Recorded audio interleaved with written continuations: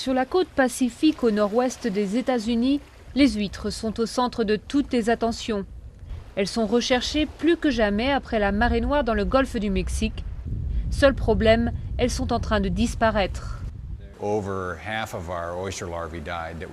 2008, plus de la moitié de nos larves sont mortes. Et en 2009, on a perdu plus des 3/4 de notre élevage. C'est un coût énorme pour nous.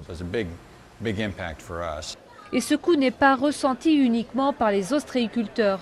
Toute l'économie locale subit les répercussions. Pour les scientifiques, cette hécatombe de la population d'huîtres pourrait être causée par le changement de la composition chimique de l'océan dû au réchauffement climatique. Là où l'effet est le plus marquant, c'est sur les larves du mollusque.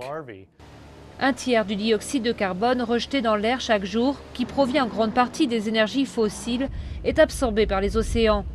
De là, il se mélange à l'eau salée, se transforme en acide carbonique et rend l'eau plus acide. Résultat, les organismes comme les huîtres ont plus de mal à former leurs coquilles. Pour les éleveurs, le travail de surveillance est devenu une priorité. Nos examens de l'eau n'ont jamais été aussi poussés. C'est du jamais vu dans le secteur ostréicole. Dès que l'eau de mer devient trop acide en profondeur, l'exploitation pompe plus près de la surface ou bien s'arrête de pomper totalement. Malheureusement, dans la nature, les huîtres sauvages n'ont pas cette capacité d'adaptation. Il y a déjà eu des grandes phases d'acidification des océans dans le passé. Mais ce qui rend celle-ci unique, c'est la vitesse avec laquelle elle se produit. Les organismes n'ont pas le temps de s'adapter. Les huîtres ne sont pas les seules à être menacées.